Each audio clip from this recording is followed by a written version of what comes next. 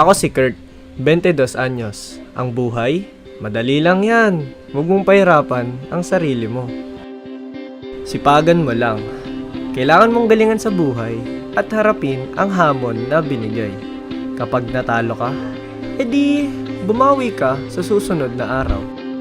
Bakit ka pa mapapagod sa maliliit na bagay kung kaya mong makuha ang gusto mo ng mabilis at may thrill? Buhay ito, kailangan may laro. Ang bilis, ang diskarte, yan ang puhunan ko. Ako si May, 20 taong gulang. Sa buhay, hindi sapat ang pangarap lang. Kailangan mong magtrabaho, magpuyat, at maging handa sa lahat ng hamon. Ang bawat pahina, bawat puyat, bawat review session, puhunan yan. Para sa akin, ang bawat pagod ay puhunan para maabot ang aking mga layunin. Lahat ng sakripisyo may kapalit. Kaya kailangan kong maging top. Wala akong ibang option.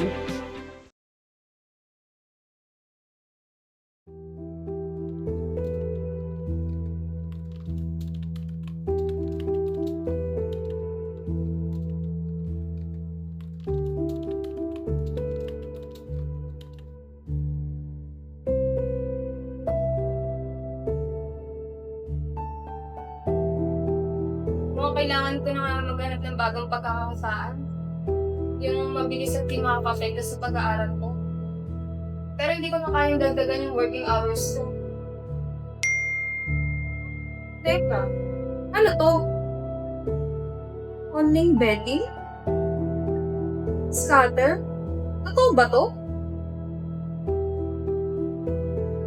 Mabilis lang pala.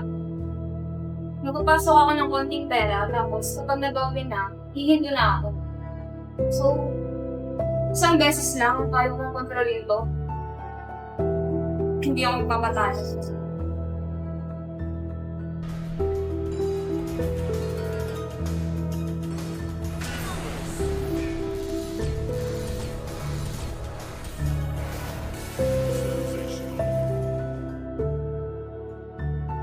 Kita mo na? Kaya ko pala. Isang kaya na lang babalik na ako sa pag-aaral ko.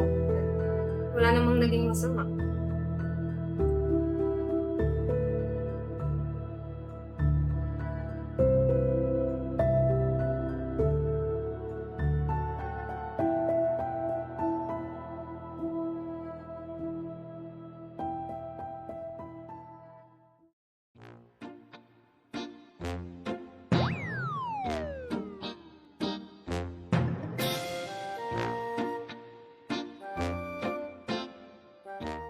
Ayos.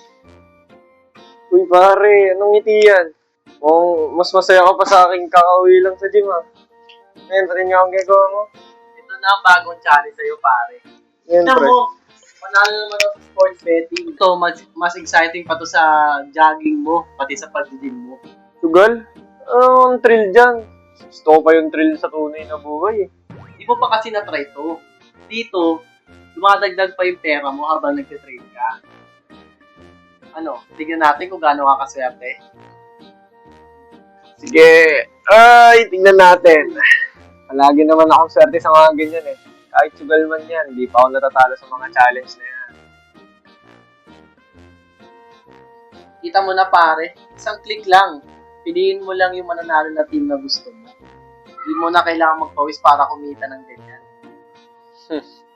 Madali nga, kayang-kaya ko to. Hindi pa naman ako nagpapatalo sa sugal na yan.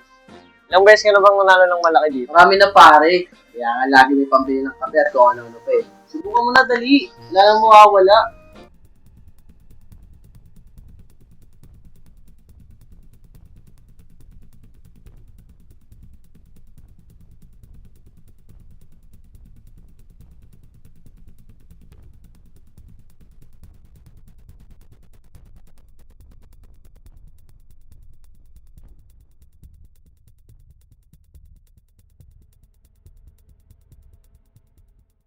Depensa pare. Takbo, takbo.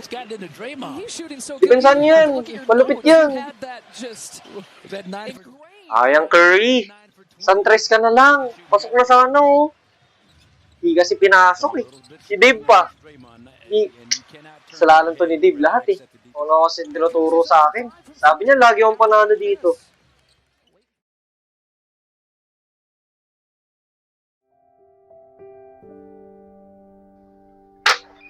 Look! You failed! May, ano ba nangyayari sa'yo? Hindi na ito yung may nakilala ko. Yung nag-aaral ng 3 oras. Ana, please, huwag na nating pag-usapan. Ano huwag na natin pag-usapan? May naririnig mo ba yung sarili mo? Paano yung pag-aaral mo? Yung pera, pinag-ipunan mo na matagal para sa pag-i-enroll mo. Saan ba din na yung pera? Sabihin mo sa akin, saan mo din na yung pera? Tama na. Oo na. Alam ko sa sarili kong nagkamali ako. Maliit man o malaki, alam kong may mali ako. At wala na ako may mukhang mayaharap sa inyo, pati sa mga magulang ko. Hindi mo kailangan sabihin sa akin ngayon. Kailangan ko marinig. Eh, bakit? Pero sige, makinig ka. Huling beses na to. Huling beses mo na makikita na nasa gantong estado ako ng buhay ko. Promise ko sa'yo, babawi ako. Aayusin ko ang pag-aaral ko. Kukuha ako ng summer class at gagawin ko ang lahat para mabalik ang lahat ng tiwala ko. Iiwan ko na to. Iiwan ko na ang vision ng pagsusugal. Ang lahat ng mga nakaka-apekto sa pag-aaral at sa buhay ko. Pangako yan, Ana. Babawi ako. Niniwala ako sa'yo. Hawakan ko yan. Hawakan kong pangako mo.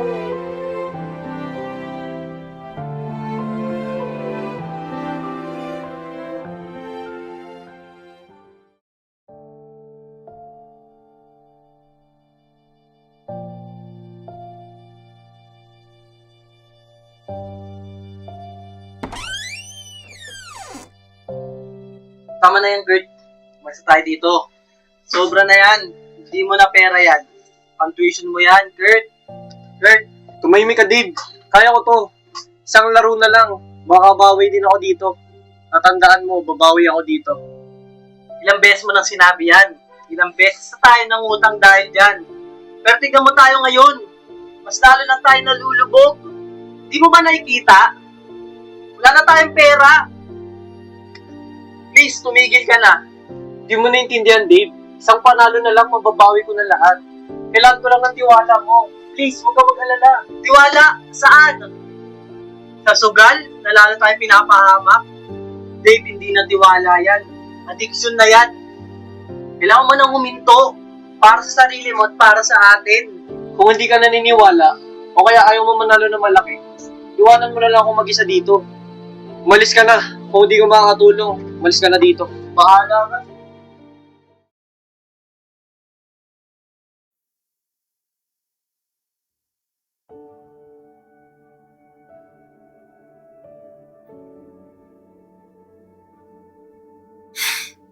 Ano ka to, May?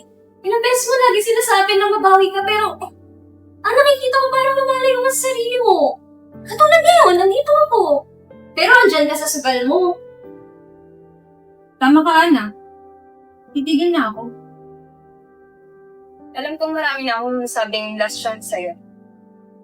Pero masyado na akong naulit sa mga kasinungalingan ko. Sa pagkakataong ito, hindi lang ang pagbaba ng accounts ang gagawin ko. Lahat ng sites, lahat ng connections ko, lahat yan gugurahin ko para wala na akong magpagbahan pa. Pero sa pagkakataong ito, hindi ko nasasabihin sa'yo na babawi ako sa laro. Babawi ako sa buhay. At magsusumikap ako kung ipagpatuloy ang aking mga pangarap. At para sa mga taong patuloy na naniniwala sa akin. Hindi na ako nagpapanalo sa issue. Doon ang tunay na pagbabago. Wala nang alarasan. Wala nang sana.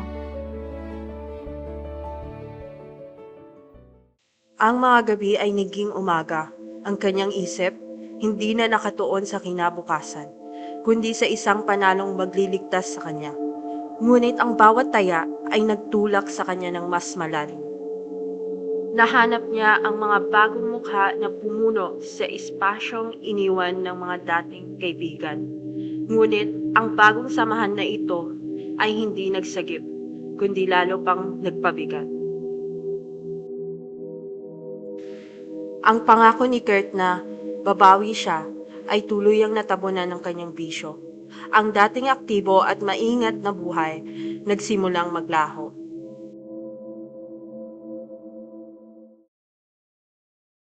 Narinig mo ang kwento ni Kurt. Narinig mo ang kwento ko. At pareho namin sinabi ang linyang babawi ako. Ngunit sa huli, nakita natin na magkaiba ang ibig sabihin nito. Para kay Kurt, ang pagbawi ay nangangahulugan ng paghahanap ng swerte sa susunod na taya. Ang bawat pagkatalo ay lalo lang siyang nagtataya. At ang kanyang huling taya ay ang tuloy-tuloy na pagkalulong sa kanyang bisyo. Kung nakikita mo ang sarili mo sa sitwasyon namin, ngayon na ang tamang oras para magdesisyon na ang tunay na pagbawi ay hindi sa paraan ng pagsusugal. Ang tunay na pagbawi ay ang pagpipili, ang pagtanggap na may problema ka, at paghahanap ng lakas upang lisanin ang dilim. Ngayon na ang oras para itaya ang huli mong lakas para itigil mo yan. Sa halip na itaya mo sa sugal, sabihin mo sa sarili mo, babawi ako. Hindi sa laro, kundi sa buhay ko. Ang huling taya mo ay dapat ay ang pagpili sa sarili mo. Babawi ako para sa mga pangarap ko. Babawi ako para sa mga taong nagmamahal at patuloy na nagtitiwala sa akin. Tigilan na ang pagsusugal.